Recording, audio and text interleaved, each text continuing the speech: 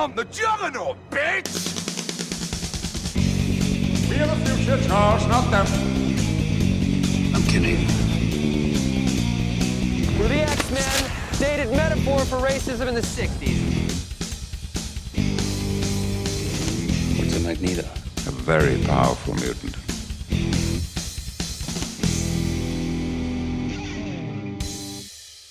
Hello everyone and welcome back to Enter the X-Verse, where we're going through every movie in the Fox X-Men catalogue along with some extras.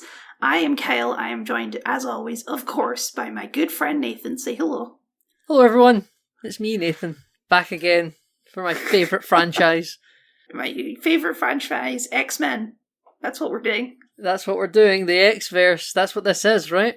Okay, to be fair, I think this is the only time we're doing two non-X-Men movies in a row. Yeah, Because after this, we're entering the pretty much X-Men exclusive thing. After this, I think we only have two more non-X-Men movies. Yeah. Wait, I'm only thinking of one. What are you thinking of? There's two Fantastic Four movies left. Oh, Fanforstic. Fanforstic. Oh, so I completely forgot about Fanforstic. You know something Blocks it weird? from your memory. Yeah, well, what's weird is when I finished Fantastic Four last night, the watch next wasn't Rise of the Silver Surfer, it was Fanforstic. No, same for me. Yeah, Disney was really pushing Fanforstic on me. Yeah.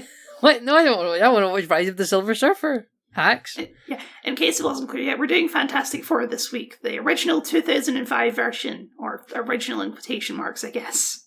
Let's not go into it. I kind of want to go into the Roger Corman version. Yeah, I mean, you can talk about it if you like. There's not much to say, but it's a fascinating bit of trivia, that's all. It's a hack job for tax purposes, never to be released. VHS copy exists. That's it, we've told the story. Yes, so Fantastic Four 2005. Annoyingly our fifth episode, but what can you do? So, Kyle, how did you first come to Fantastic Four 2005? This is another one of the movies I watched a lot as a kid. I think actually as a kid watching back this, I watched Silver Surfer more, probably. But this was definitely on the DVD rotation. I remember all the stuff at the end, where they're fighting Dr. Doom in the street. I remember, like when you go back to movies you watch as a kid, you're like, oh, I remember this bit super vividly, and then I remember these other bits not at all. Yeah, absolutely. Or like you'll remember with the childhood memory of no context, and you watch it back as an adult, and you're like, oh, so this is what was actually happening at this point in the film. Yes, exactly. Yeah, so I think Rise of the Silver Surfer was probably the only one of these twice on the cinema. Mm-hmm. But I definitely had this on DVD. Also part of the frequent rotator. I thoroughly enjoyable as a child. It was fun. Yeah, this has been a real exercise in exposing nostalgia lenses. Yeah, absolutely. Okay, I still had fun with this movie, but it's a pretty flawed movie. There's a lot of nitpicking and plot holes you can go through in this movie. That's definitely true. You can I think the actual story or plot of this movie is the weakest part of this movie. Yes, I would agree. Most of the character stuff is quite fun. Well, yes, but the actual minute-to-minute plot of what's happening is pretty not great. That's weird, right? I actually think the script's quite good, but the sort of the unfolding events aren't great, you know? I think this is the best cast we've gotten for the Fantastic Four. Oh, not that we have many to choose from. Not that we have many to choose from, and I guess we'll see what the new one is like, but... I like this cast a lot as well. I think no one seems miscast. Or do you disagree? I have some thoughts on Jessica Alba. We'll get to it. We'll get to her. Okay, I think she plays a competent, smart person who's also hot. I think the issues with Jessica Alba are more filmmaking wise as opposed to her acting. All right. Okay. Not her fault then. No, this is a real male gaze heavy movie. Oh yeah. Yeah. It's really weird seeing Chris Evans do this, because this is what he used to do before Captain America made him like this tough, stoic superhero man. He used to be like the jock. You know, I think up until The Winter Soldier, I didn't know that he was also Johnny Storm. Because when he really bulked up for Captain America. Well, not just that, they're just so different. You know, like they're very different. Like it's it shows if an actor has range. You know? Oh, yeah. Yeah. You know, it's not a situation where it's one actor playing the same person. You know, it's like they're both superhero movies, they're less than 10 years apart, and they're just complete reinventions of public perception of you. Because I believe he almost didn't do Captain America because of these movies, right? I'm not sure. Possibly. I'm sure that was a thing where he's like, oh, I did the superhero thing before, I don't really want to do it again. But Oh, yeah, I think there was like eventually a agreed. Marvel roundtable where they had everyone talking. Mm-hmm. Yeah, I think at that same roundtable they talk about this as being like, they were talking about Stan Lee.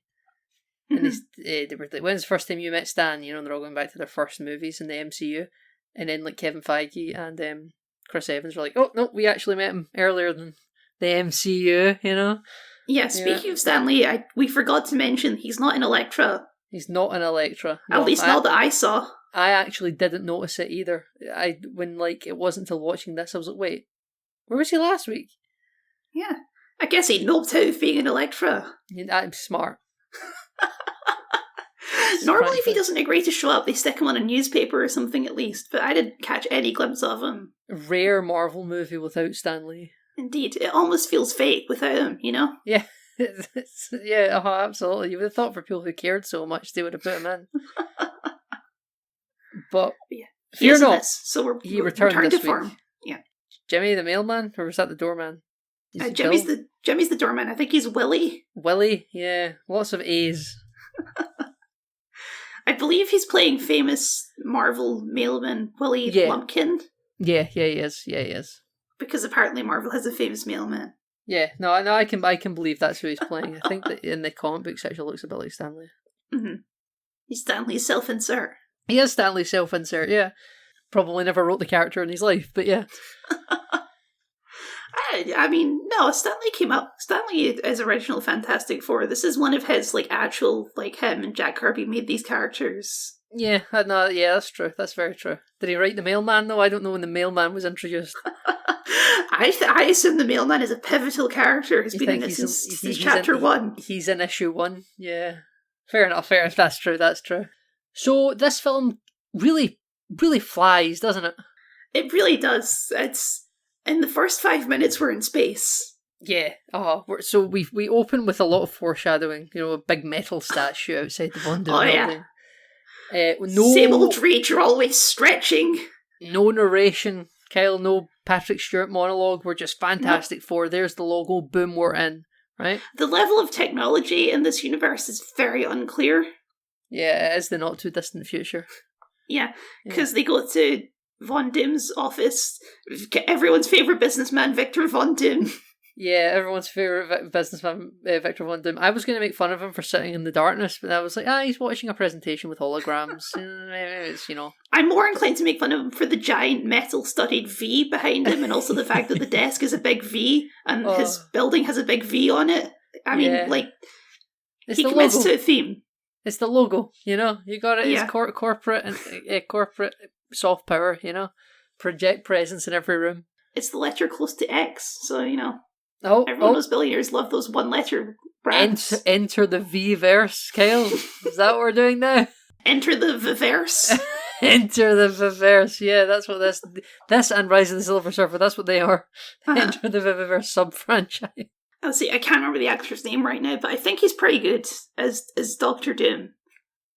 I like him. Yeah, I think I liked him a lot when I was younger, and then watching him this, I'm like, you're really tamming it up here. But yeah, but that's what the script called. This movie is pure cheese. It's pure cheese. This movie, and that's the parts of it that I like. Pure character bits. Yeah. Yeah, it's everyone doing bits on each other. So Reed Richards and Ben Grimm, they go to Doctor Doom for a loan of $1 million. Yes. Can you fund our science experiments to find how did evolution start on Earth, Kyle? That's the inciting experiment, because they think millions of years ago a solar storm whipped through the planet and it caused a chain reaction of chemistry events that has led to humanity. And he thinks that storm is coming back soon, going to pass nearby the planet. Can we go up to a space station with some plant samples and see what this storm does when you expose it to plant life? This is all. Why is his bodyguard a part of this pitch meeting, Nathan? It's not even his bodyguard. I don't know who is, but he's just like a supportive buddy. Well, I guess he's a pilot because Yeah, he was there's a whole pilot. thing about him training flying the shuttle, which doesn't actually is not a scene at all because the next time we cut to them, they're already on the station. It's just an excuse for why he's there, Kyle. They have nothing Yeah. for him to actually do. But he's like, yeah, so you were NASA pilot, you can fly spaceships, and I was like maybe in college, your big buff friend that kept the bullies away from you. So yes, he's soft bodyguard of types. Mhm. And he's very and there's a nice moment where Reed's getting very passionate about the science, and Von Doom's just looking at him going, oh, I can't wait for him to make the ask, because I hate him so Mhm. much. And Ben's just like looking at Reed with like a little smile. He's like a proud dad. Yeah, like a proud dad. Yeah, exactly. And I was like, that's good. But apart from that, he's nothing to do. He's there to like ask questions, He's the Will Riker of this show. Oh yeah. And of this film, rather. And then Jessica Alba apparently works at the company, and that is also Reed's ex-girlfriend. It's all very convenient. Everything's very convenient. There's a lot of very convenient moments in this movie. Yeah. Yeah, that's one of them. And she's going to be involved with the project. She's Von Doom's head of finance or something. No relationship, though. Just Even though Doom employee. thinks there is. Doom's, yes, completely. But the film clearly paints that that Sue Storm doesn't care about Mhm. this relationship, and she doesn't even believe them to be in a loveless relationship. She just thinks there's nothing. It's just that's my boss. Yeah, Doom's a bit of a weird incel. Yeah, he is, and he went to university with Reed as well, so like they all kind of knew each other going way back. I think Johnny is the only one that maybe previously didn't know these people, except maybe like Sue has told stories to Ben about Johnny. This whole setup is weird too, because later on it kind of seems like Reed is also a millionaire who has his own tower. Yeah, so he had to So- get his fourth mortgage in the Baxter building. That's what this experiment could do, because Von Doom is saying to Reed, here's the terms for me to agree and all that, and there is still going to be something in it for you. What? Maybe you can pay off all that debt you've accrued on the Baxter building. What's the money make? This is like a scientific endeavor. What's the profit margin here? Well, if you can find out how to accelerate growth of things and the evolution, you could maybe come up with new pharmaceutical drugs. Lots It's a of big gamble. well, that's R&D. That's It just seems like a lot of money to spend on a gamble. I'm just saying, I don't particularly blame the board for getting rid of Victor Von Doom on this one. I think this was a bad investment. Yeah, I mean, I think that they're very rough to him, but they're like, you have a week, right? A week's perfectly fine. See if he was not a fucking maniac. See when he comes to the board and says, hey, my team have actually come up with an experiment to reverse genetic mutation. Uh-huh. That there is a money in it. That's a thing there. He said, we've given you a week. He's like, fine, deal. I will fund Reed and he will fix this. And then he did. He could have presented that to the board and everything would have been fine, right? It was a bad investment that he could have reversed. Instead, he decided, I'm going to be evil. And he also kind of shows up at weird points in the film and is like, anything you need, but I still blame you. And then he disappears, but the film is talking about how he's going to be bankrupt and he's empty and they're going to take Von Doom Corp off of him because he's been kicked off of the board. It also seems like a lot of his motivation is jealousy that Reed and Sue have a thing going on. They barely have a thing going. They have a thing going on, but nothing that he sees. He's not around for half the film. No, like, he's just assuming this is a thing. Yeah. Which is ironic because Reed is also assuming there's a thing between her and Doom. So Yeah. it's just a bunch of people making bad assumptions. A lot of people make bad assumptions. So we go to space, Kyle, and the storm comes a lot sooner than expected, doesn't it? And They have gravity in space because somehow, it's the not too distant future, Kyle. it's not too distant future and we didn't want to do anti-gravity. It would be Yeah. too complicated. You know what? Fair enough. I'm fine with it. I'm really fine with it, right? Von They Doom have space their, time. their Star Trek Enterprise jumpsuits on. Yeah, I love it. I'm here for it. Actually, we should, before we get to space, we do get our Johnny Storm introduction. Yeah, he's That's- Captain Kirking it. Yeah, he's riding a motorbike and he's kissing some hot babe in the car next to his motorcycle. But he's on a dirt track going to an outcropping where the shuttle launch is. Where is she going? I guess she she work there? works. I guess she works there. Because after you get the shot of Ben and Reed with the binoculars watching the underwear model driving towards him, and he's like, I can't do it, I'm not taking orders from that jackass, because he used to be Johnny Storm's CEO or something, that's the implication. Yes, apparently, And then yes. now, and he's out of the government sector, he's working in the private sector, he now needs to take orders from Johnny. The film does nothing with this except to say that it's a factor. It's another one of those wild coincidences. So, like, Sue and Reed already knew each other, and then coincidentally, Ben and Johnny also have a previous relationship in a completely different circumstance. Also, Ben and Sue knew each other as well, because Ben calls Sue Susie and they have a big hug. Like, this seems like an old friend group that's sort of been split up by time and they go way back. Yeah, something like that. And the vast age gaps we won't talk about. I believe Ben Grimm and Sue Storm were in the same class at college. Why not? Yeah. There's a 15-year minimum age gap there, but sure. I mean, look, it's college. You can go to college at any age, okay? Yeah, you go to college at any age, yeah. So we have this. We are doing it, Kyle. We're going into space, and Johnny's pulling bits on Ben. He's like, "Commander on deck," and Ben does his salute, and Johnny's got his camera there, and he's like, the price of the camera, $80. Price of the development, $20. But the price of the look in your face, priceless. Like, good bits. Really, I think there's lots of good bits there. You can clearly see he's going to rile Ben up, Mr. kind of serious, you know. I really like all the characterizations, and then we find out about the living skin that they need to wear, the onesies. Uh-huh. And everyone's got it, all sort of high collared, except Jessica Alba's is just plummeting down her chest. It's such an on the nose line, because they're talking about how it adapts to your every need, and then she walks in and it's like, I guess her need is cleavage. Yeah, but the film acknowledges it in a roundabout way, because when Reed sees her walk in, he's gawping. You're like, whoa, oogly eyes, the hot lady's walked in. But he's not oogling her. He is amazed at the technology that she's wearing, Yes, because he's a big nerd. He's big nerd, right? And he's like, this is amazing. This is the big conflict of their relationship, is that he cares more about science than he does her good looks. Dedicated to his work, and she's bummed, Kyle, about it. Yes. We should note, by the way, Von Doom proposed to Sue on the space station.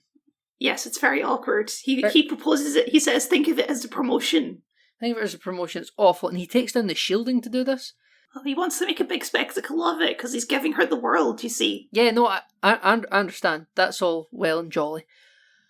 But when the storm hits and we don't get people back in on time, freak of nature, not necessarily his fault, but then him getting powers is his own fault, because he could have put the shields back up on the observation deck and he didn't. He gets the powers of the station shields. Like, yes. His skin is becoming some sort of adaptive space station shield array. Yeah, and also he has becoming. electrical powers. Yes, and they classify it as an infection working its way through the body. And I don't know how this is distinctually different than what's happening to anyone else here. Yeah, I don't know either. So everything goes awry, Kyle, and the storm's arrived early, and we make it back down to Earth somehow. I want to quickly look back around a little bit when they're still in the space station before we get back to Earth. Okay. So Victor Von Doom is hopelessly in love with Sue Storm for some reason and proposing to her despite not actually being in a relationship. I mean, he's hopelessly in love with her because she's Jessica Alba, probably. Okay, it's not a mystery. So he says to her, I've got 4 words that will change your life forever. That's what he says. And then right on cue, Reed runs in and says, the cloud is accelerating. There's 4 words that will change your life forever. Like, it's all kind of, there's like it's a film with the script has a lot of good dialogue and wit in it, right? Mm-hmm. Yeah. That's your 4 words. Because it literally will change their life forever. If only you knew. It's not, will I marry you? It's you're going to become a superhero. So yeah, we're back on Earth. We're in a Von Doom quarantine facility in the Alps. For some reason, they're in a quarantine facility in the Alps. I don't know why. Maybe they think it's isolated. Though it's clearly not isolated. There's a ski resort nearby. It just introduces a bunch of plot holes that it doesn't need to introduce. Yes, it absolutely doesn't. But we get a good bit, Kyle, of Ben. How you doing? We're in a character POV perspective. We're just looking at Ben Grimm's eyes, and Johnny's looking at him concerned. It's like, Ben, listen, everyone's done everything they can do for you. We've tried, and you're going to be okay, and we're going to get through this. And the doctors couldn't do anything for your face. And he picks up the mirror, and he's completely unchanged. It's a good bit. It's playing with audience expectations. Playing with audience expectations, a Ryan Johnson moment, and this movie's about family. And that's what's so powerful about it. What's so powerful about it, exactly, Kyle. You've succinctly you've crushed this movie down into a pill of bite-size intake, quite like Ben does to Johnny's car. So, good bits. Johnny goes off on a run, and he meets Reed outside. No one else was out for that many days. Everyone just kind of got back to Earth and was fine. But Reed, out of nowhere, starts to develop grey on the side of his temples for the comic book look. This is part of his mutations. It's not just his hair going grey. This is a thing. Yeah, if it happens to any man at any age of their life, it's superpowers. That's what that means. So he's like, oh my god, I do have grey in the side of my head. How has that occurred?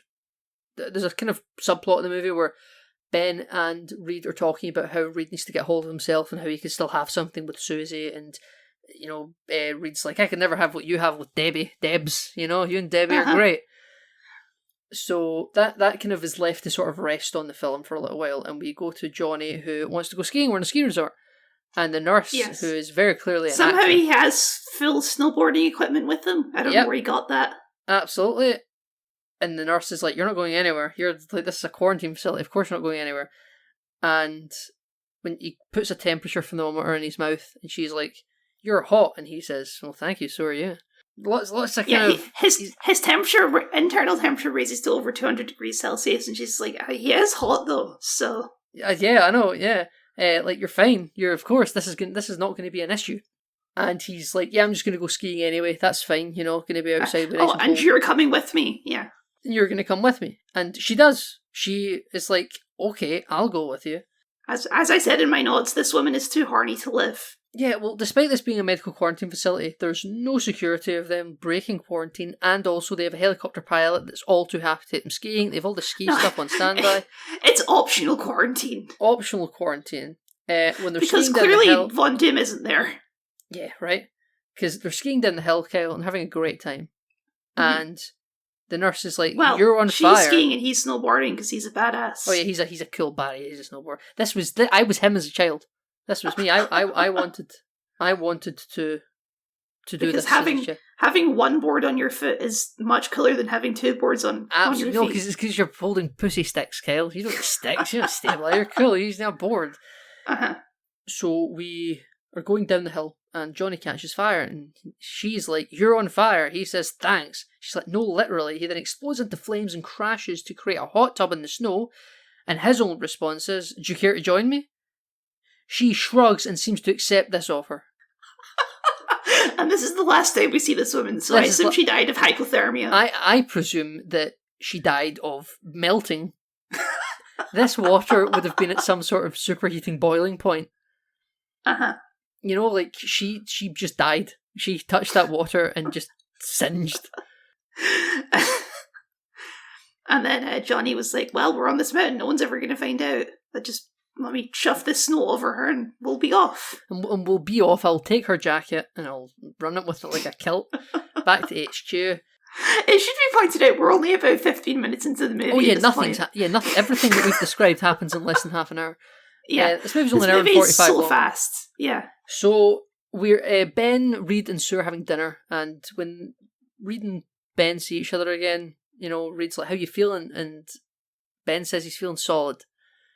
Lots of just bits, yeah. Kyle. We're doing bits all over this film, I enjoy this because it's like Ben is flirting for Reed in this scene. I enjoy the Ben Reed friendship. I think it's fun. Yeah, so do I. I really like it as well. He's just like clued up and really supportive of his friend, and he's just lost in the books. Yeah, you've got the street level guy, and you've got the in the cloud scientist man. They balance each other out until later when Ben becomes the most gullible man on the planet. Yes, but right now he's all good. Because again, this film's paced at such a weird time. It's difficult to tell how much time's passed. Yes, it is. It's a big issue. This could all be a couple of weeks. It could be 6 months. It could be 2 days. Like, we know nothing.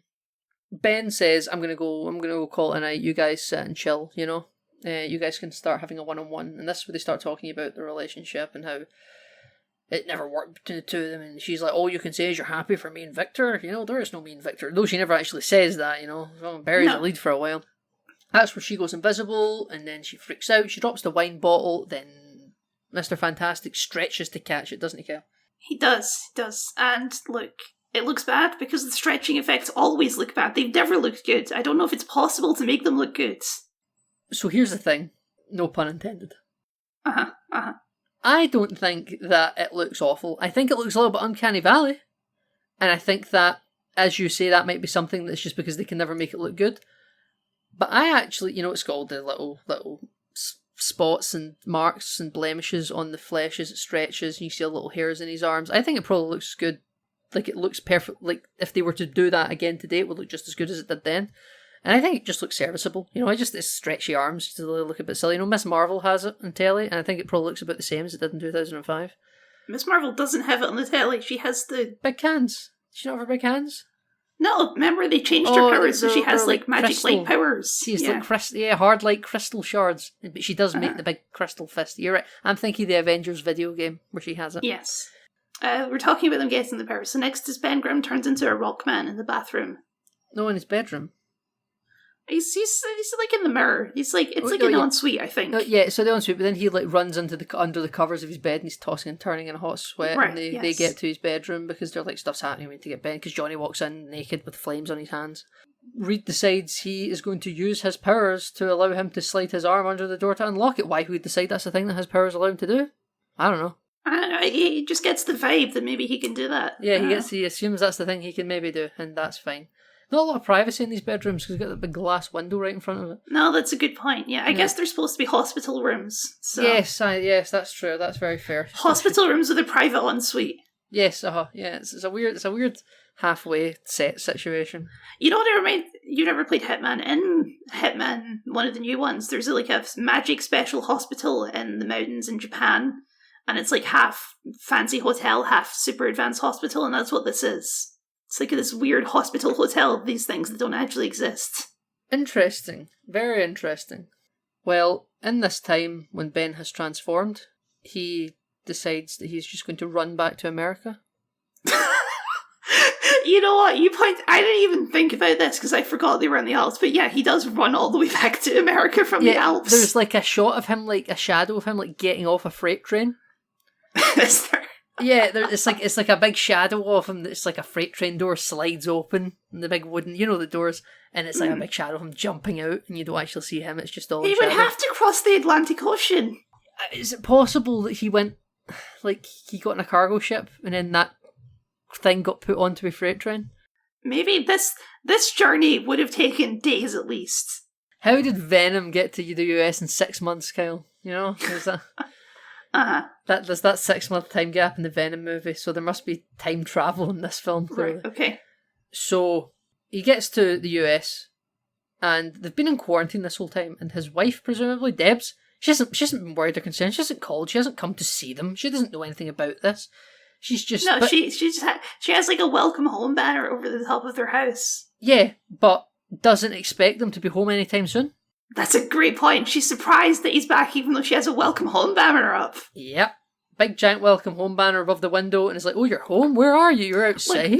Based on everything we see about his wife, or fiancé, is it his wife? She only removes yeah. I wouldn't be shocked if that banner was for someone else, to be honest. Yeah, absolutely. I think there's nonsense happening here, because it's like, oh, my Ben, he's in space at the minute, I can do what I like, he's literally off-world. And then I see him and he's a rock man who's honestly not that scary. I mean, so now it's actually his fault. Yeah, it's a perfect, reasonable excuse. I think she wanted to dump him. I agree. I think this was just an excuse. Yeah, because she screams and runs away, and Nifty's like, over there, it's him, it's the rock monster, stay away from her. And, he runs away. While we're on the subject, what do you think of the Thing costume in this movie? I think it's really good, actually. I think it's good most of the time. I think when we get close-ups of like his hands and it just becomes these big like rubber gloves, it just looks a bit silly. The big four fingers. I don't know. I don't think they were that bad. I think there's some close-ups where it just looks really weird, like the shot where he's trying to pick up the ring, it looks like a Muppet hand, or when he's trying to dial on the phone. But overall, I think the look is good. I enjoy the makeup around his eyes. That looks seamless. Like it doesn't look like it's someone looking out through a big mask. It all just melds into his eye work really nicely. There's something funny I find about the fact that they didn't make him taller, so even though he's a big rock man, he's still the shortest on the team. Yeah, he is still short. Isn't he usually the shortest on the team? I think the Thing's usually like Hulk size, isn't he? No, I thought he was a short guy. Maybe I could just be wrong. That's fine. He's usually got like a bit of a hunch to him, but he's usually like a big rock man. Well, he's decided he might want to kill himself, Kyle, because of all this objectification we're subjecting him to now. Well, I don't know if he has decided that. He's just sort of sat there, just chilling. Why is he sitting on the bit where someone would clearly go if they're going to kill themselves? I mean, here's the thing. Jumping off that bridge would not kill him, so... How many times are we going to say, here's the thing? Here's the thing. Like, we just have to acknowledge it's a pun, okay? Every single time we do it, it's an intentional pun. Every time we do it, yeah. So a stockbroker, some asshole probably, is going to kill himself. Some Wall Street boy. Yeah, some, Jordan Belfort type. He wants to jump, and then when he sees there's a big rock monster there, he's like, whoa, I don't want to kill myself, really. Whoa! I'm going to walk backwards across It's another good bit, though, because Ben looks at him and says, oh, you think you got problems? I'm a rock monster. Yeah. Yeah. So many good bits like that. I'm sure we're missing some, but yeah, I tried to note down as many as I could. Yeah, so that kind of leads to the Wall Street boy walking backwards, and Ben's like, don't go out there, come back to me, I'll keep you safe. And then he falls down onto the road in front of a truck, and then Ben steps out onto the beam, and the whole thing dents. That's a good little attention to detail. Mm-hmm. And he jumps down, and he stops the truck that's coming right for him. I think it's a great effect. That's good, yeah. The way this bridge scene escalates, though, it becomes comically insane.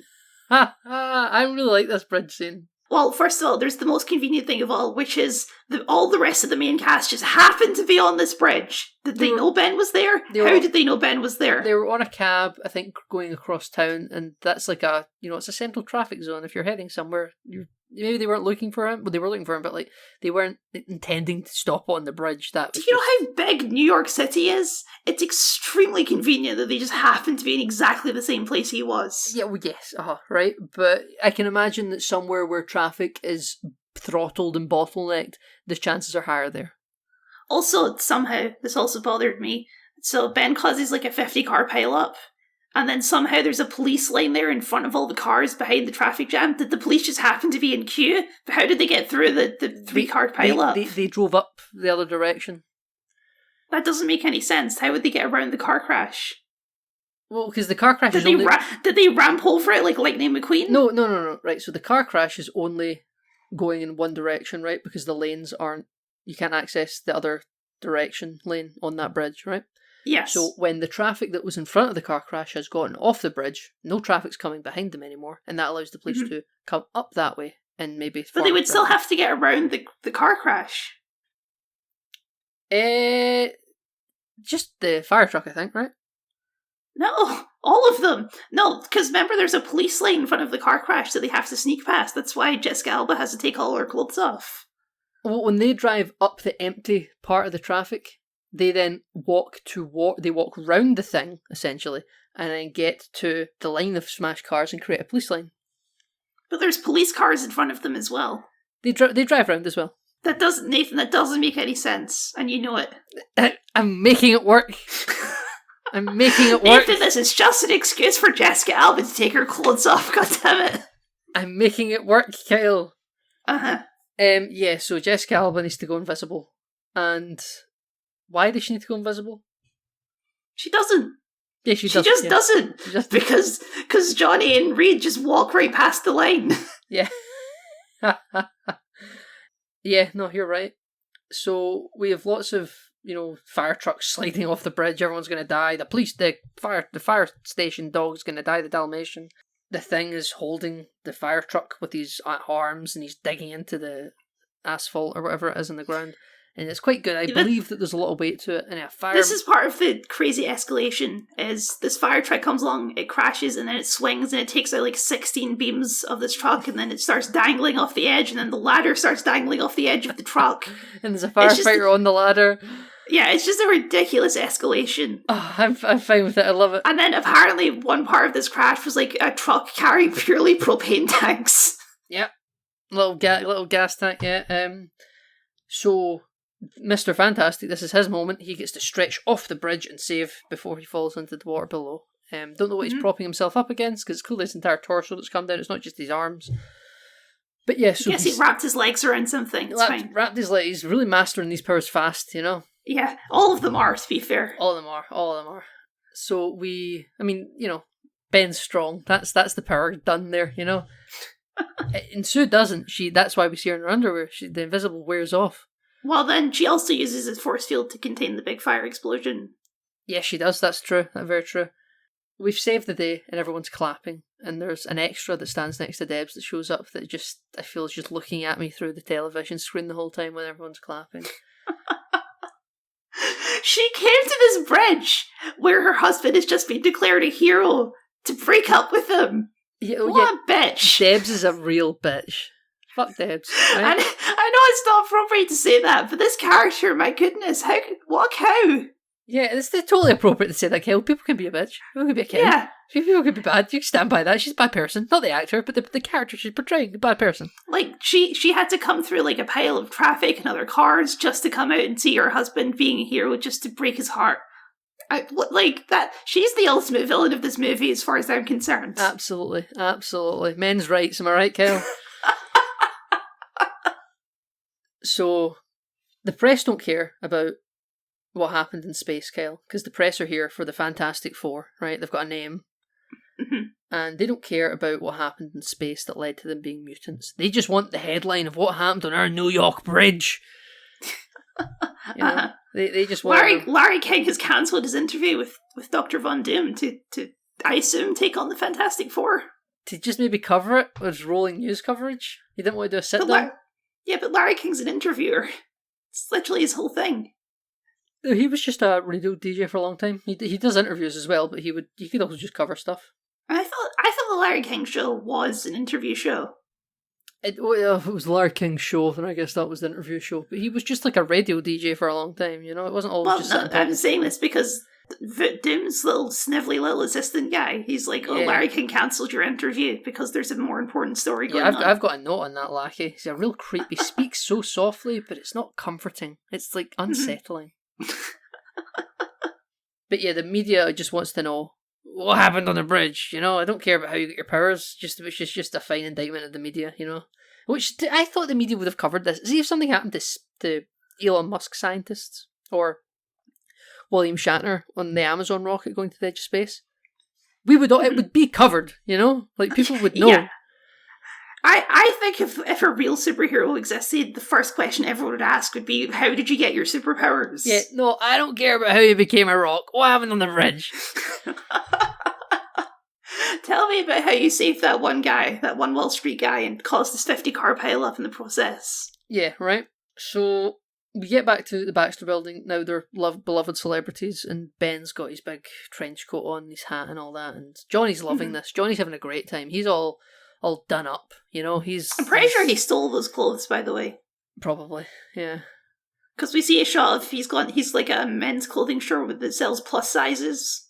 Yeah, and we hear like it's a smashing noise, and then we see him get dressed. Yeah, that makes sense. Yeah, so Ben Grimm, also a criminal. Yep. And you know, everyone's, you know, especially Reed and Sue are a little bit kind of uncomfortable with it all. They just want to get in the building as soon as possible. And Johnny's like, "Hello, my people. I am the leader of the Fantastic Four." And the fire chief was like, "Yeah, right." So when they get to the Baxter Building, and then Johnny's like, "Say something to the kids, Ben. These people love us." And he just points at them and says, "Don't do drugs." And the kids are just horrified at this. The kids are confused, but the adults cheer, which I thought was funny. The adults go, "Woo, yeah, don't do drugs, that's a good message." And the kids are crying. And then we go in, this is where we Stanley, mailman. Of course. Giving Reed Richards more debt. And we see this massive science space at the top of the Baxter Building's not a real place. No, of course not. I mean, if you've seen the roof, it's got like a weird like cylinder window thing going on. Yeah. It's a weird building. You know, if the Avengers Tower can exist, so can this. I guess so, yeah. There's a lot of fictional skyscrapers at Marvel New York. You've got the Baxter Building, you've got the Doom Tower, you've got the Avengers Tower, you've got Oscorp. Oscorp Building. Yeah, absolutely. There's like a million skyscrapers in New York. It's fine to make up a few, I guess. You make up a few, yeah, absolutely. So, Reed's like, "This is where we can all stay here, we work on it, because it's dangerous to go outside for some reason. And, quarantine, what happened to... There's no quarantine now. Despite actually, we have acknowledged there's something wrong with you. Let's not bother to determine its contagion. We'll just let you go." And everyone think it's just they can't go outside because they're celebrities now. Oh, yeah, yes, I think that's it. But, surely when you're in quarantine in the Alps to discover if you have anything wrong with you. We've never discovered there's things wrong with you. That would surely mean you stay in quarantine longer. Yeah, you would think so, yes. So we're going to go into quarantine in the Baxter Building. Not explicit quarantine, but social quarantine. And Reed basically already has a superhero lair already set up. Yes, very convenient. But Victor shows up. It's been about 20 minutes we haven't seen him, and he's like, Sue, you can come stay in one of my condos. I've arranged to have stuff moved for you. And she's like, what are you talking about? No, why would I do that? He was proposing to you in space 30 minutes ago. You know, it's just all very strange, because he's like, oh, you're spending more time with Reed. Yeah, look, okay, I don't think he's a deep villain, obviously No, not. In terms of, like, what people love about Victor Von Doom, this guy isn't it. This guy's just a weird incel who gets superpowers. But you know what? He's hamming it up, and I appreciate that. He's hamming it up, and we appreciate it. He's getting scars, Kyle, metallic scars. He has a scar on his head that gets bigger every single scene. It's like a comedy cutaway skit. Yeah, the metal's taking over the infection. He's getting brass knuckle, literally metal knuckles, you know, in his hand, and it's going up his arm and everything. And he goes and sees his private doctor, Kyle, doesn't he? And he wants to inform the CDC. This is the first medical professional I've seen in this film. And he's not unreasonable. But why is the whole globe not asking the CDC what is happening with these 4 public mutants that we already know about? You know, the quarantine Alps base was a complete waste of time. What is happening here? You know, and Von Doom kills the actual medical professional. It's like, let's inform the CDC. And he's like, I think I'd like a second opinion. He doesn't laugh, but he does say, I think I'd like a second opinion.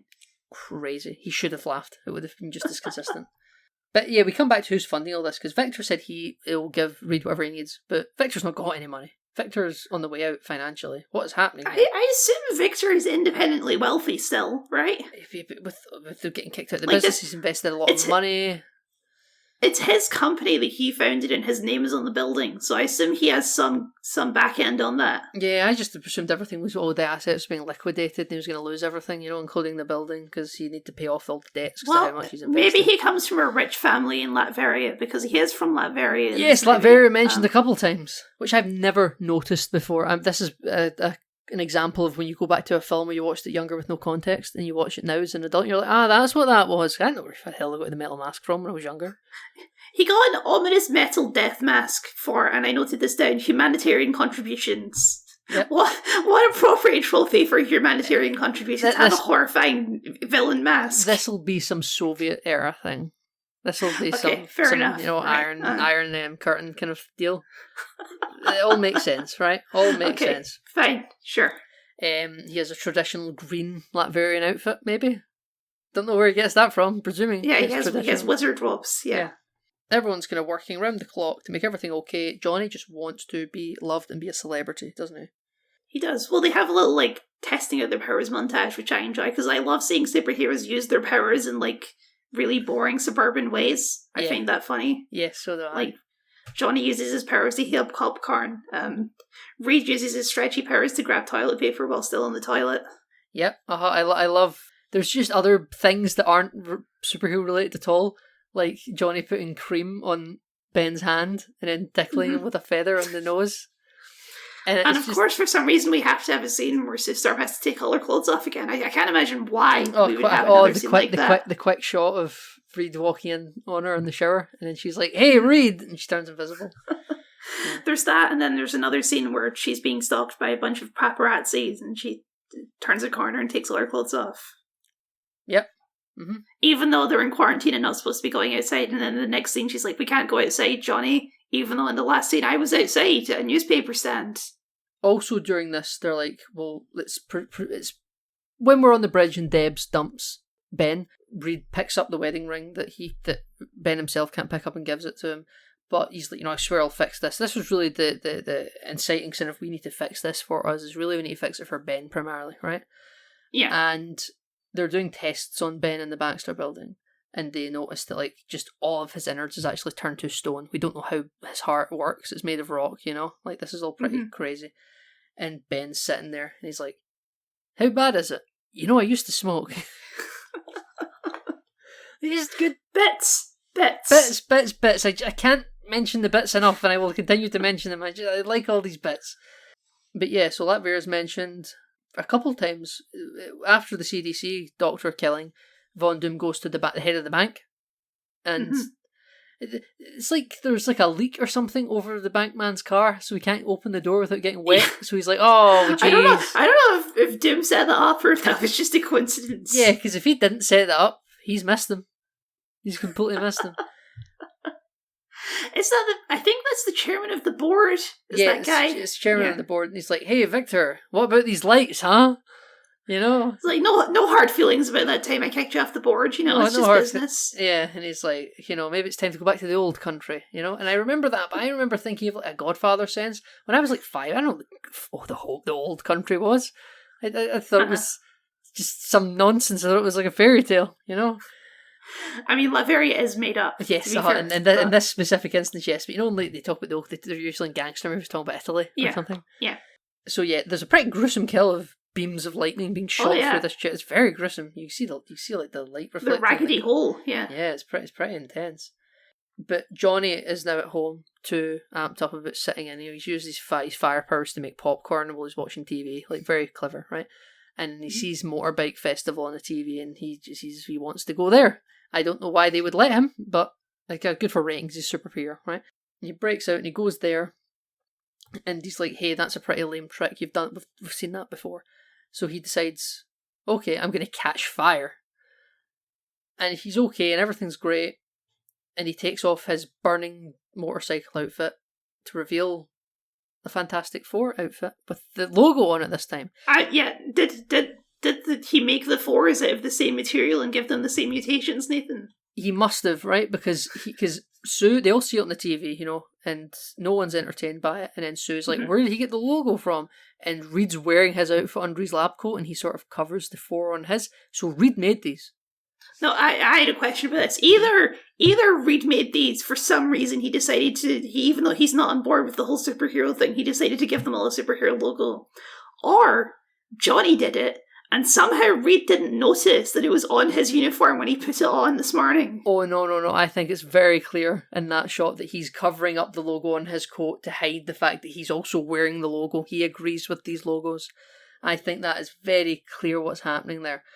Don't know why, because they never come back around. See, I read that as him being embarrassed that it was on him and he didn't want it to show off. Not that he made them, but that like, "Oh, this is silly. I don't want to show this off." Well, I mean, I do think he's like, "Oh, right, okay, hearing it in that context, I'm going to hide it, because this is embarrassing, actually." But I think he made them. I don't think he thought of it in such a negative light when he done it. So, they're on the TV and everyone's like, "Hello, Johnny Storm, you celebrity, you cad, you rogue." What we got here? We've got, the Invisible Girl. And Sue Storm's like, "The girl? What are you talking about? The girl? I'm a woman." And I'm older than you, Johnny Storm. Yeah, I'm older than you, Johnny Storm. And then Mr. Fantastic can stretch any part of his body to any length required, And he's a bit limp, though. They're making dick jokes in this film, Kyle. And I respect it. No, I don't. And then they say, "And what is that thing, the Rock? The Rock thing?" And it's like, "Well, that's what he's called, the Thing." And Ben's marching down there. He's going to kick Johnny's ass. And they get down there and they see Johnny's cool car that says Private Reggie plate that says Torch. Yeah, this was the scene that paid for the movie. Yeah, this is the brand one where he throws Johnny into a Burger King. Throws him into a Burger King. And it sizzles it. Yeah. It says grilled to perfection on it, yeah. I can't tell if that's too on the nose or if that's brilliant. It's brilliant. It's brilliant. It's brilliant. It's brilliant. Xbox logos in the background. This is like whenever you see a movie and they have a big shot in Times Square, Yeah, so if you haven't noticed by now, most of the plot of this movie is just kind of the Fantastic Four fucking around. With occasional Reed Richards making a machine. And yeah, it's mostly them having hijinks and fighting people with each other or bonding. Interpersonal conflict, Kyle. That's what these characters were based on. It's perfect. But yeah, he crushes his Porsche into a bowling ball. Yes, he does. The Torchmobile into a bowling ball and throws it. And Johnny Storm does a lot of stuff off screen in this movie. Yeah. Like, so at some point he went out and got a custom number plate. At some point he set up a marketing department that's making action figures of them. I wonder if these are the people that's actually paying for all Reed stuff, They're like, "We can make money off of this. We don't need Von Doom and his bankrupt corporation." Like, Reed is probably projecting to Ben. He's like, oh, I don't want to do this whole superhero business thing, but off on the side he's with Johnny. He's like, okay, so you need to go to the marketing department and give them all these signs. Don't worry about the logos, I'll set up the logos. I'll do that. Just give them something, give them toys. Yeah, absolutely. And so, confusingly, this means also that Ben Grimm gets his catchphrase from a toy that was made about him. Yeah, So this was weird, isn't it? The line that's clobbering time was made by a marketing hack. Yes. Yeah. In universe, that's the canon reason. I wonder if they need to pay that marketing guy royalties forever now. In the universe of that film, I mean. Yeah. Very good. Very good. He's the real superhero. We should note Johnny in marketing. at one when we're testing everyone's powers, Johnny, we put him in like a heat cage and it's made of titanium. And Johnny's going to go supernova, but supernova's bad, Kyle, right? Yes, And- because he's burning as hot as the sun. Yeah, but this titanium cage can just about hold it. Not really, it does melt, but it holds it enough to No, not end the yeah, world. it's melted in a puddle around it when they turn it off. Yeah. But they were able But you to know what's more foam him. powerful than titanium? Foam. Yeah, foam. Doesn't evaporate or anything. It'll blast him. I Maybe it's mean, that super cooling thing that Von Doom used on Reed. You know, it's so cold. Maybe? Okay.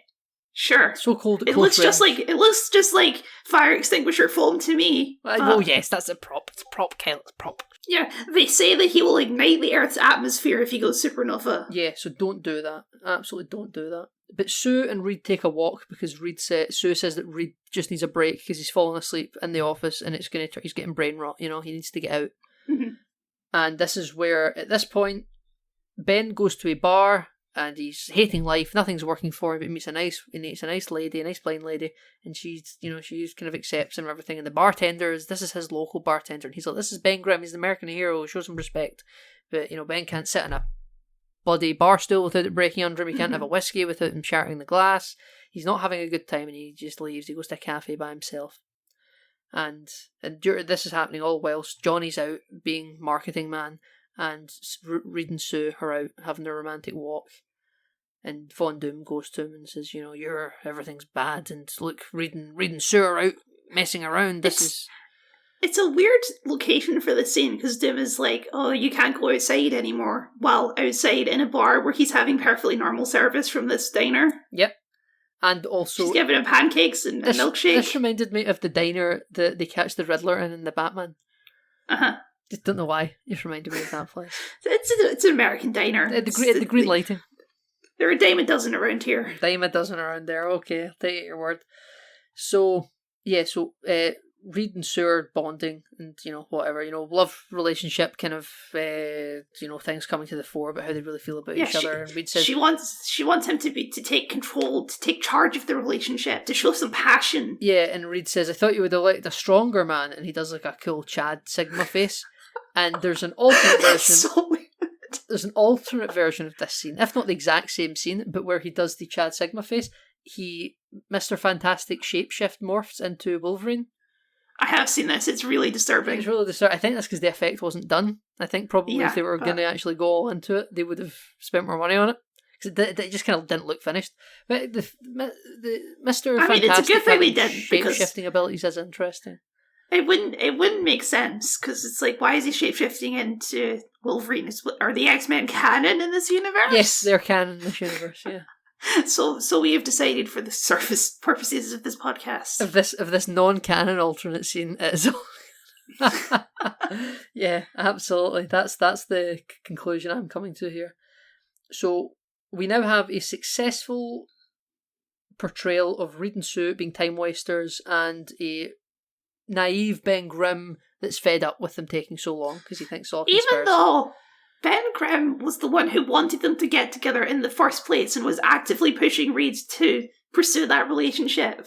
Well, I think that's what that scene of him in the bar, nothing going right, is supposed to underline. He's he's very happy for them, but his patience has limits, and he just wants this sorted. That was the intention of the scene in the script. That's what that's supposed to convey.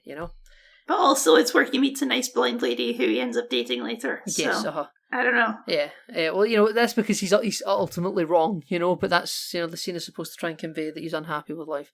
But Victor has hacked the CCTV of the Baxter Building, Kyle, and he's just watching them all fight. Well, yeah, he wants to break them up because he wants to kill them all because reasons. Because reasons, yeah. Because he wants to, I guess take because the storm chamber that Reed made for himself. I think, yeah, he kind of reaches into it to, like, advance his own mutation, I think. Yeah, is what happens there. Yeah, because so he's like, oh, so it didn't work when Reed went into it because it needs more power, because Reed can't channel enough power into it. But Dr. Doom, he can power enough power into it because he's Mr. Electric. So he's like, hello, Ben, I'm going to take you off the game board by, hey, Reed can't get it to work, but I can. Let me help you be normal. And you know what? See, to be fair, man of his word. He fixes Ben. Ben's a normal dude, but for his own ends. Now Ben can just be a nobody that goes back to his life as a celebrated army or a NASA pilot or whatever. Then during this time, Doctor Doom has captured Reed in a supercooling machine contraption because he's already weak, because he went up there and Mr. Fantastic kind of can't stretch as well as he could because he went into the machine without the power required, and he's kind of all melting. So he's all Mr. Brittle Rubber, can't be moved, and he's got a heat-seeking missile to take down Johnny Storm. Yep. And now he says 2 down, 2 to go. Who's the other one? You've noosed. Yeah, I found this confusing too. I thought it was 3 down. But it's fine. It should have been 3 down. It's literally only Sue you have left to contend with, Mm-hmm. Again, unless he knows that Sue is about to break out Mr. Fantastic. Oh yeah, he's like, oh, she's about to be free. Yeah.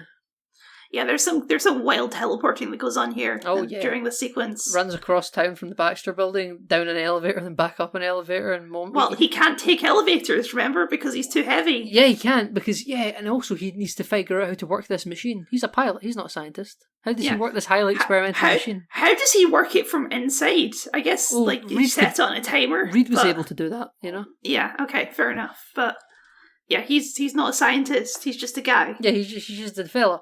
He's just a good friend of a scientist. I mean, he is an astronaut, so he must have some sort of scientific knowledge, right? Yeah, I guess he could be an engineer of sorts, and this is quite a mechanical thing. Yeah, okay. Yeah. Fair enough. I guess. It doesn't come up much in the movie, but if he's an astronaut, I assume he has some sort of scientific background, because astronauts usually do. Maybe what the Thing did was, when he came out of the machine, instead of taking the lift down, he jumped out the building. And he crushed into the road beneath him, so he saved time going down. How he got up? Maybe the Von Doom Towers just has stronger lift cables. We do see inside the lifts, and they're evil chic lifts covered in studded metal, so maybe they do have a higher weight capacity. Yeah, exactly. Right, so that's fine. We've sorted all this, Kyle. We're fine. Plot hole resolved. Even though it would still take probably more than 3 minutes to get there. But you know what? Fine. Yeah, well, Doom's now in his full Latvian humanitarian metal mask and his green traditional Latvian outfit, maybe, we'll say. Sure? And for some reason, all of his dialogue is dubbed now. Yeah, for some reason, all of his dialogue is dubbed now. To be fair, if you've seen the Roger Corman version, you know why. Yeah. And as the Thing comes slashing through the window, he says it's clobbering time. And I clapped, Kyle, I'll be honest with you. I fist pumped this guy. He said the thing, yeah. Mm-hmm. Yeah. So we were all down off the edge of the building. Everyone's back to full power. Johnny showed up. Mr. Fantastic's no longer Brittle Rubber. The Thing's back at full power, and Sue Storm's. I forgot one of my. Just looking at my notes, there was a good another bit earlier when he's fighting Reed Richards, and he drags him down and he says, "Why the long face?" Yeah. Mm-hmm. Yeah. Yeah, and he's also like, but also there's a bit where he's freezing Mr. Fantastic, and he gives him a science lesson, and he's like, what happens when you super freeze stuff? Rubber, Okay, he's not literally made of rubber though, Victor. Okay, like he has rubber-like qualities, but he's not literally made of rubber. Maybe the effect is the same, I know you're not a very good scientist, but you got to understand these things. The effect must be somewhat similar, because this comes back in the end where Reed gives Von Doom a science lesson, He does. So it's good bits. It's good bits, Kyle. And the Thing and Doctor Doom land into a rubbish truck, a bin lorry. Yes, a bin lorry, yes. And Von Doom throws the Thing through it, and there's big white lightning coming out everywhere, and the police show up and are like, "You, get out of the truck!" And Von Doom just looks like a dweeb. Crawling out of a bin lorry. Yeah. He's coming from Comic-Con. And but he just starts shooting. He hasn't done anything yet. His mask, okay, it's a pretty faithful adaptation of the Doctor Doom mask from the comics, right? Yeah. But there's something about it that I just cannot take that mask seriously anymore. and I don't know if I ever can again. Why? A couple of reasons. Nathan, do you remember the classic YouTube video, Roblox.oof? I'm familiar. Yes, familiar. Yeah, I've watched it a couple of times. You'll remember that in that video with the guy, Tommy Tallarico. Yes, his mother's very proud. Towards the most pathetic point in his career, he's being interviewed by a guy wearing a Doctor Doom mask. Oh, Doomcock, yeah. Yeah, I don't think it's Doomcock. I think it's some other guy. No, it's Doomcock. But he's being interviewed by a guy in a Doctor Doom mask, and now whenever I see Doctor Doom, I just think of that guy sitting in his bedroom interviewing Tommy Tallarico. Or okay, maybe that's not Doomcock then. But that's also a Doctor Doom mask. Yeah. Yeah. I mean, I honestly I haven't really remembered that bit that clearly, as per chance I thought it was a different person. I feel sorry for you if that's how your association lies. I actually think that in terms of the adaptation, this isn't that bad, except that it looks like he's just wearing a big green coat and not big green military robes that it kind of looks like the Latvian dictator of the comics would be wearing. Mm-hmm. I think he looks like a wizard. He's got the big brass bolts on the back of his shoulders on the coat as well. Mm-hmm. You know, it's a whatever interpretation to me. I'm kind of fine with it. But when Johnny throws a fireball at him, all the clothes just disintegrate into nothing immediately. They don't burn; they just disappear. And he's now got one less sleeve, and he's just got a big metal arm. But yeah, so they're having a big fight, and they're, the thing's been thrown into a car, and he's like, "Hello, ladies, hit the brakes!" And they're like crying and screaming and all that good horror moment. And then he's like, "I'm going to need to borrow your car." Michael Chiklis is really good as a thing in this movie. Yes, he is really good as a thing in this movie. Yeah, he's like, "Ladies, I'm going to need to borrow your car." And the lady's like, "The transmission's a little bit sticky."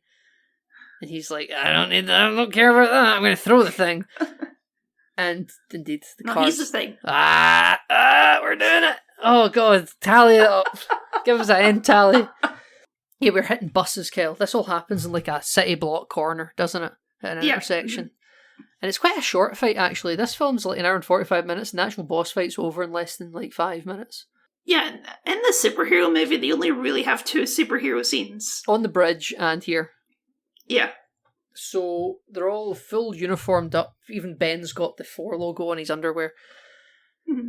And he has big shoes, too. I don't know if you noticed that. Well, yeah, he does have massive shoes, especially when they're on the ferry at the end, and he's like special quadruple XL or whatever, and they're Nike branded, special for me. Yeah. So anyway, we go supernova, the thing he's not supposed to do, and Sue puts a big force field around him. But there isn't a force field on the ground. There's also not a force field, at the top. She's, matching his rotation, but, fire goes, hot air rises. I don't know if you know this. Maybe there is a riff on it and it's just off camera, Okay, fine. So, but her nose starts bleeding because this is a lot of effort, I guess. Yes, that's visual signage. Yeah. And everything's done, and there's a big swirl on the ground. It's quite nice, actually. It's a piece of art installation. And Von Doom still isn't dead because his literal skin is made up of the shielding on the space station. For some reason, that's what his mutation gave him. Yeah, even though his mask isn't. His mask isn't. That's from the people of Latveria for humanitarian effort. Yeah, surely they don't have the magic space, or maybe that's where he got the magic space metal. Oh, Latveria has vibranium or something. Maybe. Impossible. The film never goes into that. That would explain why his mask doesn't melt at the end. Yeah, it's almost like it melts to his face. Like it becomes his face. That's what they can try and do. Because then he just looks a bit like this. Not to get into the second movie, he looks a bit like the Silver Surfer, just with a metal face. Yeah, he looks like Dr. Doom in Van Forstick. Yes, he does a bit, but not as bad. So we get to the end of the fight and he's still alive, and then we get that science lesson. Kel, we get what do you get when you superheated metal, and he's like, what? Because again, he's not dead. I would have thought even if he was still intact, he'd be dead inside that sarcophagus body he's now got. Yeah. But he's not, and then they super cool. I guess like Ben, his internal organs have become metal. Yeah, probably. So they super cool him by knocking a fire hydrant over, and then Mr. Fantastic sort of becomes like a channel for it, and it blasts him with water, which is all well and good. And he's frozen, and that's the end of the conflict. And we have a party on a ship at some non-specific time in the future later, and Ben's now got his blind lady girlfriend, and they're all very happy. The bartender from Ben's local was serving the bar on the ship. Everyone's here. The chief of police is on board. There's lots of people in like official city uniforms there. Everyone's very happy, and and Johnny's having shots getting poured for all the pretty ladies. He wants all their names because he's just an awful person. He really is. Like, he has some good moments, but Johnny is not super likable in this movie, I must admit. He's just a slave. Yeah, he's a ladies' man, you know? Yeah. He's a bit selfish as well. He's a real prick to Ben. Yeah, he is. Because at the end of the film, so, Reed and Sue go out to the front of the ship and Reed proposes. I buy this proposal more because they have a lot more kind of discussion of the relationship throughout the course of the movie. They're like, sure. Okay, we're going to... He does a weird thing where he kneels down while still standing up. It's a bit weird, but he has stretchy powers, you know? So I looked at that shot as well and didn't know what was happening. Because it was like, it's confusing. Why are we doing a shot of him getting down on his knees but we're not seeing his face? What's happening here? I was very confused. I don't even think I quite realised he was using his powers. I just thought there was something off about it. So yeah, I think that's the joke, because it looks like an editing mistake at first, and then you cut to the wide shot and he's got like his stretchy torso up, so he's not actually moved. Yeah, that's fair. And he's, proposing, but the front door of the ship's open, so everyone's watching, everyone applauds, and Ben's like, hey, hot stuff, but Johnny, no more making fun of my appearance. And he's like, okay, I got a heart. And as they walk out to be with Reed and Sue, he's like, out the way, wide load coming through, everyone out the way, So you don't make fun of his appearance anymore. He's not learned a single lesson. But he's not making fun of his appearance anymore. He's just up to his tricks. Mm-hmm. And Ben's chasing him through to the end of the ship, and he's like, oh, I oughta. And then Johnny's like, yeah, flame on. And he flies up and he gives us a big Fantastic Four logo up into the sky. I liked this end shot, a fake out end shot. And the Statue of Liberty there, and the music's blaring, and it's all very good. And then it says the end, and it glitches to a Raiders of the Lost Ark end scene, doesn't it, Kyle? Tell us about it. Well, we see the sleazy little, assistant man loading the frozen Doctor Doom corpse into a shipping container.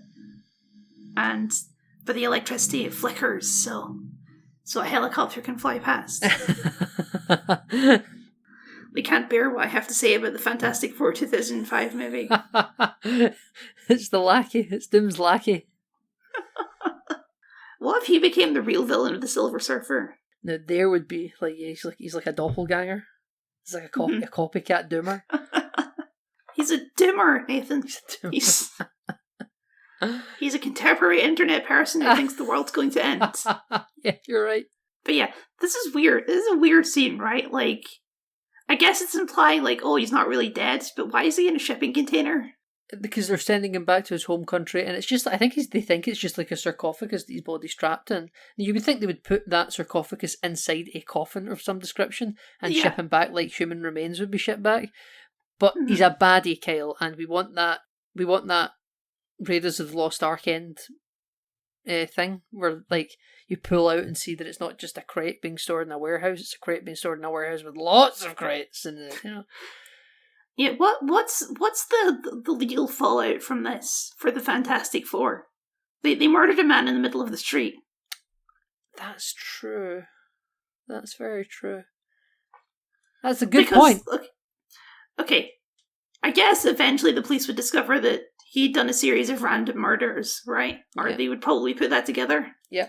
But during that sequence, Victor Von Doom does not give a crap about any of the civilians whatsoever. He just wants to kill the Fantastic Four. He's not like a public menace that needs to be stopped. He's just trying to kill them specifically. I think that he probably has his eyes on bigger and worse things now, to be honest. Oh, sure. I'm sure he wants to rule the world or whatever. But at that moment, he just wants to kill the Fantastic Four for reasons. There should be some legal troubles, I think. I agree. Instead, the chief... they need to bring in Daredevil. Defend them in court. Instead, the chief of police are all... in the head of the firehouse, are all on board their birthday party ship or whatever, and it's like, good job, good work, No, I agree. They're part of the establishment, Kel. That's true, yeah. Part of the system, man. Part of the system, man. I agree. But that's it. That's Fantastic Four's 2005. Yeah, listen. Is this a great movie? No, it's not high art. It's not the best movie we've watched so far. It's arguably a bad movie, but I had a lot of fun watching it. Yeah, that's how I feel as well. I think that the story and the plot aren't great, but I actually think the script's quite good, and I think the cast is really good. And, like, I enjoy my time spent with it. Yeah. Yeah. I don't feel downtrodden like I did after Elektra. Yeah, this felt more like a popcorn flick, didn't it? Yeah. This was a classic popcorn flick. Critics-wise, it's sitting at like a 28%. That's too low. Yeah, I'm shattered. I think that's far too low. I was emotionally shattered when I found out people don't like these movies. I think that's horribly harsh. There's much worse movies you can watch than this. Yeah, like Daredevil 2003 or Elektra 2005. Yeah. Absolutely. Absolutely. I think Elektra is reviewed worse. Yeah, Elektra's at 11%. Thank so, God. Yeah. Oh, I see. Daredevil's at 43%. This isn't better than Daredevil. You're all insane. This is wild. Miles better than Daredevil. People are off their head. People like Good Will Hunting, Kyle. That's it. People like Good Will Hunting. Yeah. People like other famous Ben Affleck movies from the 90s. Yeah, thus they give Daredevil credit. I think he's in those Jane Silent Bob movies. Sure. I've never seen them. I've seen some of them for some reason. Jane Silent Bob show up in Scream 3 as a cameo. That's my experience with Jane Silent Bob. I bet Silent Bob didn't say anything. You know, I think he didn't. You know, I think they were on a studio tour or something. Ah, okay. It's like when Britney Spears shows up in Austin Powers, you know? Exactly. Like when Britney Spears shows up in Austin Powers. Anyway. Would you like to know what we're doing next week? Yeah, what are we doing next week, Kyle? Well, next week on the Continual Roller Coaster, we are doing X-Men The Last Stand. Oh, thank God. Thank God. We're back in Mutant Town. It's been 2 weeks in a row, Kyle. No mutants. Well, I mean, this movie's got, like, evolution. Yeah, and it's mutant-esque, stuff. mutant adjacent. It's definitely mutant adjacent, yeah. That's fine. Yeah, that's okay. I'm looking forward to X-Men The Last Stand, Kyle. I haven't watched it in a number of years. I don't remember loving it, I'll be honest. Yes, I'm not saying that to make a comment on its quality, but, you know, I'm kind of looking forward to watching it, because it's just... X-Men's one of those franchises that I'll do a rewatch on every couple of years, and this is it, and now we're recording my thoughts as we go through it, so, you know, I'm looking forward to sticking with it, you know? It's the last of the original trilogy. Yes, it is. Back when they were only doing an X-Men movie once every 3 years. Yeah, that's going to change as we go forward in this we're podcast. About to hit the accelerator, baby. Yeah. But yes, so that was our thoughts on Fantastic Four. Thank you very much for listening. Nathan, where can the people find you? People can find me online, as always, on any good social media platform. Twitter, Threads, Mastodon. Oh, bad start. Any good social media platform when you start with Twitter. Instagram. Kyle, the people know what they want. Kyle, you know. Uh-huh. But you can find me there. You can also find me on Kyle's comment section. But Kyle, where can we find you online? Yes, you can of course find me at Kyle the Scot on YouTube, where I do video essays and game critiques and things of that nature. And follow me on the other social media platforms if you want. I'm all on the same ones as Nathan, but I just don't use them. Kyle also has his own Patreon for the channel. My own Praetorian? His own Praetorian guard. Yeah, I messed it up. But you know what people can do to make it up to me, because it's my fault, but I want you to make it up to me? You can listen to our entire back catalogue for Enter the Snyderverse, Name Not Included, and this Enter the X-Verse. We're getting bigger every week. Absolutely. That's how continual growth works. You just make more. Just keep shoveling shit out. And thank you very much for listening, and we will see you next time for X-Men The Last Stand.